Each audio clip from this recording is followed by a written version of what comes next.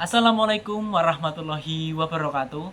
Perkenalkan, nama saya Muhammad Galvin Santoso dengan NIM A131230088. Di sini saya akan menjelaskan tentang permasalahan lingkungan hidup yang disebabkan faktor teknologi dan motif ekonomi. Untuk yang pertama, contoh dari permasalahan lingkungan hidup yang disebabkan faktor teknologi dan motif ekonomi adalah polusi udara yang disebabkan industri pabrik dan kendaraan bermotor.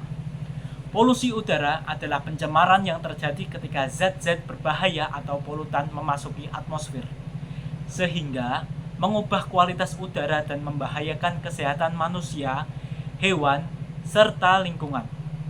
Polusi udara dapat menyebabkan berbagai masalah kesehatan termasuk asma, bronkitis, penyakit jantung, bahkan kematian dini. Polutan juga dapat merusak tanaman, ekosistem, dan kualitas tanah dan air. Adapun hujan asam yang dapat merusak bangunan dan infrastruktur. Berikut ini adalah langkah-langkah untuk mengatasi polusi udara dari industri pabrik dan kendaraan bermotor. Untuk yang pertama adalah melakukan regulasi dan kebijakan pemerintah dengan melakukan standar emisi ketat seperti dimulai menerapkan serta menegakkan standar emisi untuk industri dan kendaraan. Berikutnya, memberikan insentif teknologi bersih bagi perusahaan yang mengadopsi teknologi ramah lingkungan.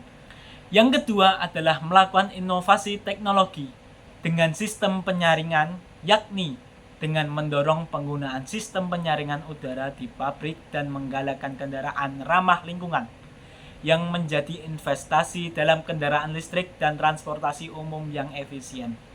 Untuk yang ketiga, melakukan edukasi kepada masyarakat seperti melaksanakan kampanye kesadaran mengenai peningkatan kesadaran tentang dampak polusi dan manfaat transportasi umum.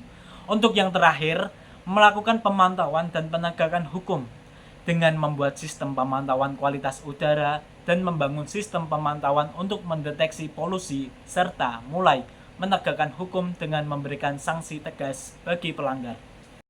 Selanjutnya, pada tahun 1992, pada konferensi bumi Rio de Janeiro, atau biasa disebut Earth Summit, Indonesia berpartisipasi dalam Earth Summit 1992, di mana berbagai negara menyepakati prinsip-prinsip pembangunan berkelanjutan dalam deklarasi Rio. Ini menjadi titik balik penting sebab Indonesia mulai merumuskan kebijakan lingkungan yang lebih konkret, termasuk penerapan Agenda 21 Nasional yang mendukung tujuan pembangunan berkelanjutan. Yang selanjutnya, tahun 2000-an atau penguatan kebijakan lingkungan. Yang selanjutnya, tahun 2000-an, penguatan kebijakan lingkungan. Indonesia semakin mengintegrasikan pembangunan berkelanjutan melalui kebijakan nasional seperti penerapan AMDAL atau biasa disebut analisis mengenai dampak lingkungan dan Undang-Undang Nomor 32 Tahun 2009 tentang perlindungan dan pengelolaan lingkungan hidup. Untuk yang selanjutnya, 2015, adopsi tujuan pembangunan berkelanjutan atau biasa disebut SDGs. PBB mengesahkan tujuan pembangunan berkelanjutan atau Sustainable Development Goals atau biasa disebut SDGs pada 2015 yang kemudian menjadi dasar kebijakan pembangunan Indonesia.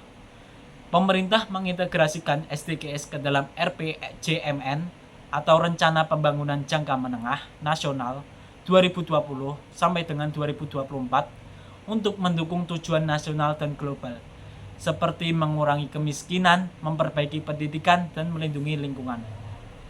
Hingga saat ini, implementasi dan menguji banyak tantangan.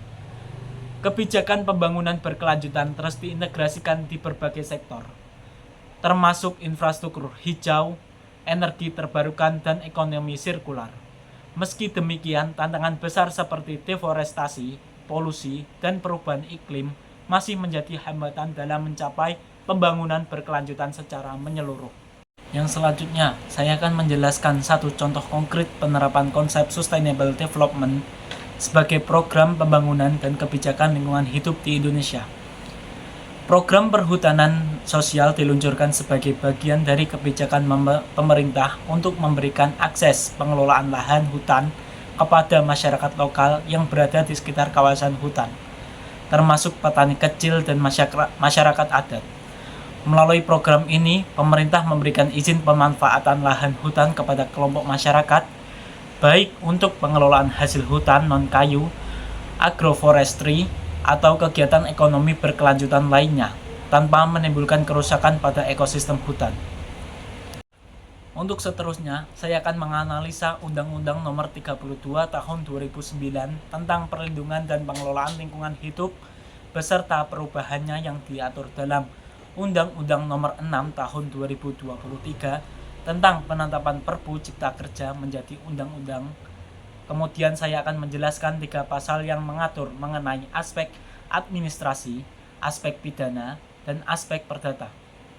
Undang-Undang Nomor 32 Tahun 2009 tentang perlindungan dan pengelolaan lingkungan hidup atau biasa disebut UU PPLH adalah undang-undang yang menetapkan prinsip-prinsip dasar perlindungan dan pengelolaan lingkungan hidup di Indonesia.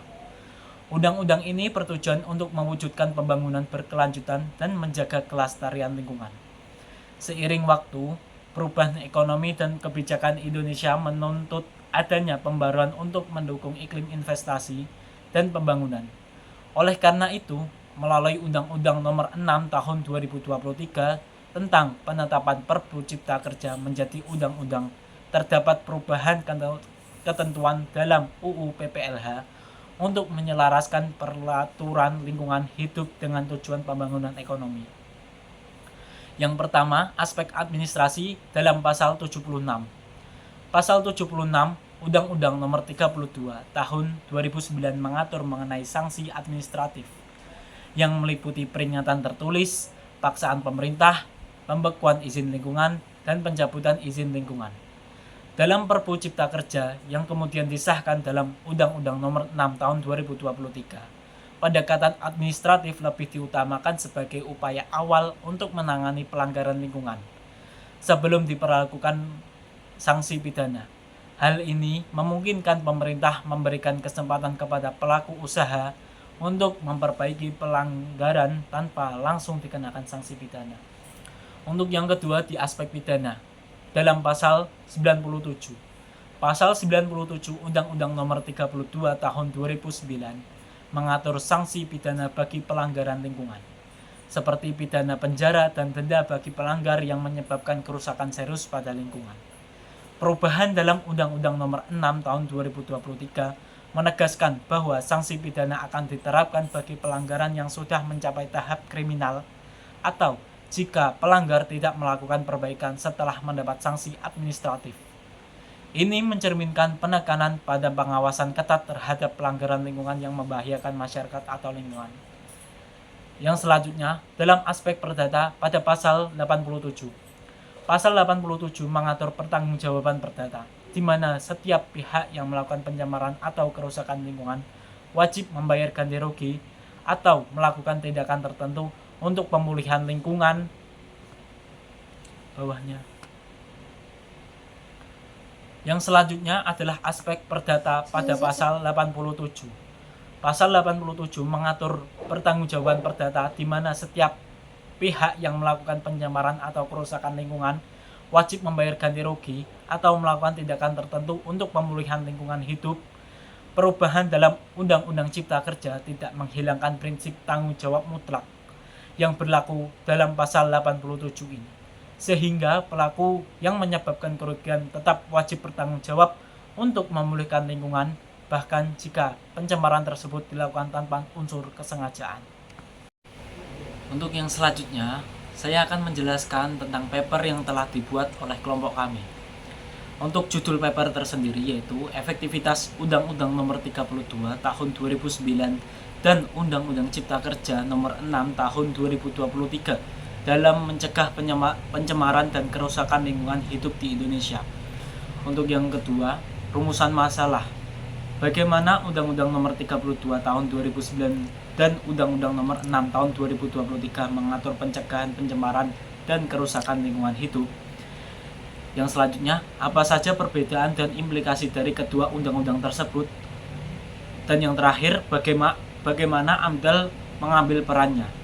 Selanjutnya adalah kesimpulan. Berdasarkan analisis terhadap Undang-Undang Nomor 32 Tahun 2009 tentang Perlindungan dan Pengelolaan Lingkungan Hidup dan Undang-Undang Nomor 6 Tahun 2023 tentang Cipta Kerja, dapat disimpulkan bahwa kedua undang-undang tersebut memiliki tujuan yang sama, yaitu melindungi dan mengelola lingkungan hidup. Namun, pendekatan dan mekanisme pelaksanaannya sangat berbeda. Sebagian besar Undang-Undang Cipta Kerja menekankan prinsip kemudahan berusaha dan diregulasi yang dapat melonggarkan beberapa ketentuan perlindungan lingkungan. Oleh karena itu, penelitian lebih lanjut harus dilakukan mengenai dampak perubahan regulasi ini terhadap keberlanjutan sumber daya alam dan kualitas lingkungan. Untuk mengurangi pencemaran, hukum lingkungan termasuk standar analisis dampak izin alat ekonomi dan audit lingkungan. Mengingat betapa pentingnya instrumen hukum lingkungan untuk mencegah pencemaran lingkungan. Peraturan perundang-undangan lingkungan, khususnya UU PPLH, harus diatur secara menyeluruh dan komprehensif. Namun demikian, UU PPLH yang bertujuan untuk menyempurnakan UU PPLH tidak membuat langkah maju dalam hal instrumen hukum lingkungan khususnya terkait dengan baku mutu dan perizinan lingkungan.